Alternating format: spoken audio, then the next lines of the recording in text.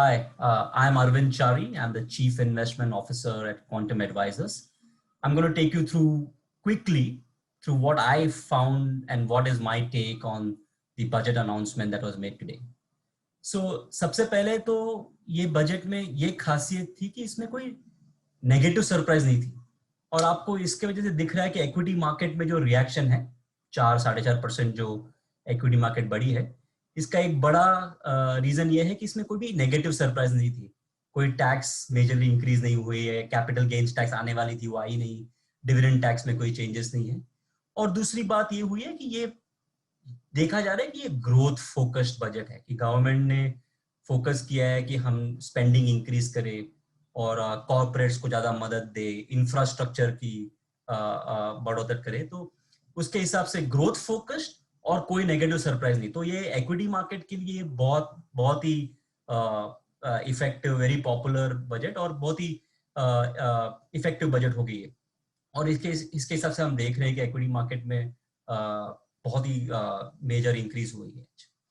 और अगर ये एक्सपेंडिचर इंक्रीज और जो भी गवर्नमेंट ने किया है, अगर ये सस्टेन होता है over a period of time 2-3-4 years, तब जाकर ये जो इंक्रीज अभी दिख रही है, जो उछाल दिख रही है मार्केट्स में, दैट वो मार्केट सस्टेन करने के लिए अगर ऑल दीज मेजर्स ये ग्रोथ सपोर्टिव होते हैं, तो आपको और दिखेगी कि इक्विटी मार्केट्स को उतनी और सपोर्ट मिलती है कॉर्पोरेट अर्निंग से या इकोनॉमिक ग्रोथ से।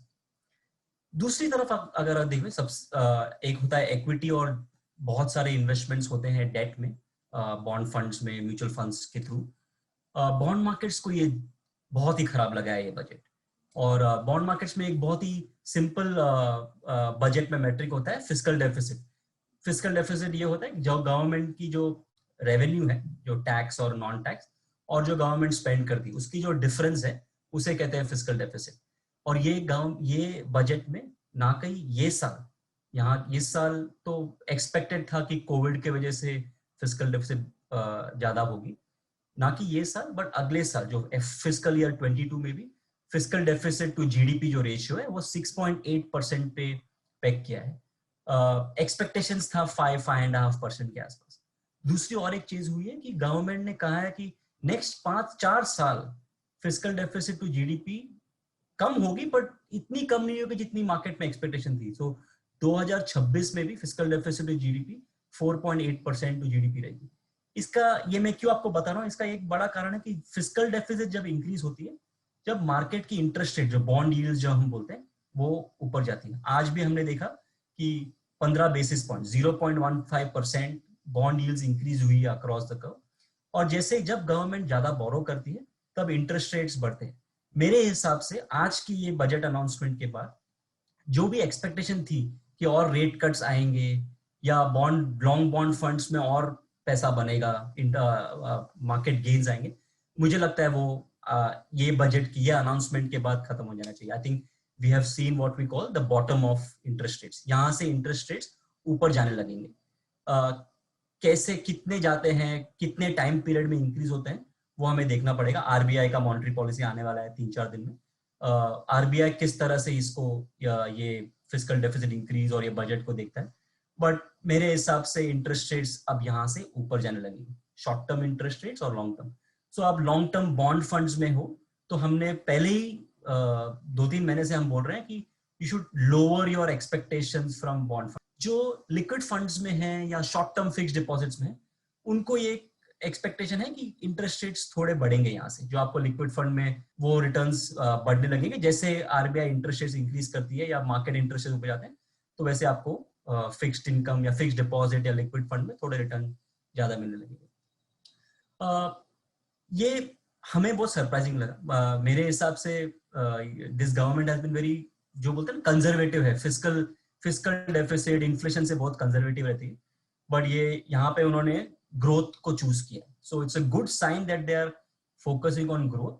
बट एक रिस्क ये है कि अगर ग्रोथ नहीं आई और ये फिस्कल डेफिसिट बढ़ गई, तो 2-3 साल के बाद we might have macro stability issues, जो हमने 2009, 10, 11, 12 में यूपीए 2 के अंडर देखा था कि फिस्कल डेफिसिट बढ़ गई, इन्फ्लेशन बहुत बढ़ गई और ग्रोथ नहीं आई। ये ऐसा इसमें हो सकता है। अगर ग्रोथ आ गई, ये सब जो गवर्नमेंट ने मेजर्स लिए इंफ्रास्ट्रक्चर में, प्राइवेटाइजेशन, डाइवर्समेंट, मैं इसके बारे में बात करूंगा. अगर ग्रोथ इससे पिकअप होती है तो then it is very very good for the long term economy. But from equity markets it's positive, from the bond markets it's negative. Equity markets के लिए negative हो सकता है कि अगर interest rates बहुत ज्यादा बढ़ गए because of the fiscal deficit, then it can be negative for the equity markets. But as of now it's kind of positive. मुझे और 2-3 चीज काफी अच्छी लगी. ये रूरल फोकस गवर्नमेंट ने मेंटेन किया है.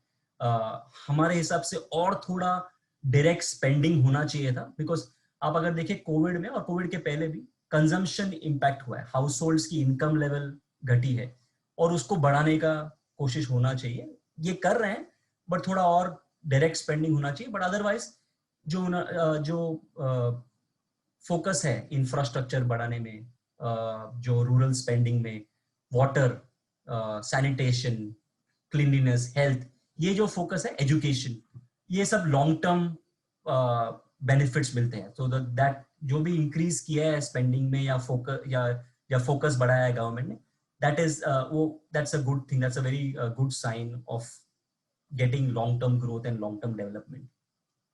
और एक चीज ये गवर्नमेंट ने बताया कि डिसइन्वेस्टमेंट और मोनेटाइजेशन दो अलग चीज है. डिसइन्वेस्टमेंट ये है कि गवर्नमेंट की जो अपनी कंपनीज है, BPCL, air India, LIC of India, shipping corporation, ये इनमें ही अपने स्टेक्स बेचने वाले हैं. सो थोड़े बहुत प्राइवेटाइज होंगे और थोड़े बहुत में गवर्नमेंट अपनी स्टेक रिड्यूस करेगी. लाइक एलआईसी में they will not privatise but they will reduce their stake by IPO. हर साल बोलते हैं but achievements have always been lesser. But ये साल I think the focus is very very clear. There is a clear cut path that they have shown. और अगर ये achieve कर पाती है तो उतना ज्यादा रेवेन्यू गवर्नमेंट को मिलेगी. और private participation is always better. it improves efficiency. That is a good sign for the equity markets.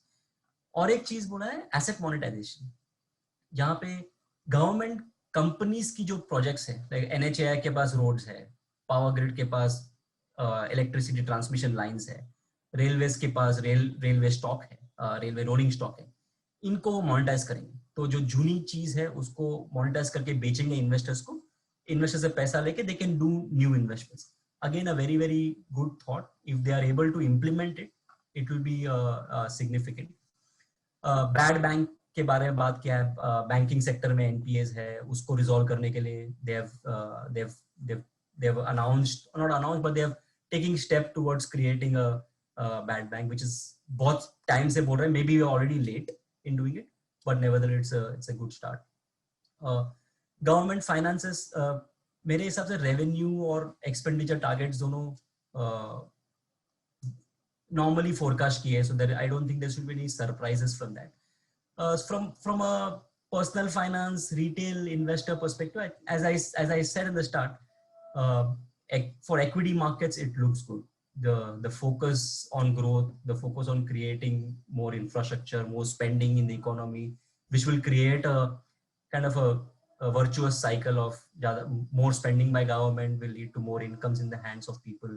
More incomes will hand hands of people will lead to more creation of jobs and employment, and that virtuous cycle, if it takes off, it will take care of the increase in debt that we have seen.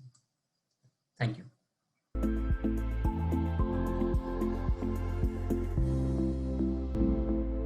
Mutual fund investments are subject to market risks. Read all scheme-related documents carefully.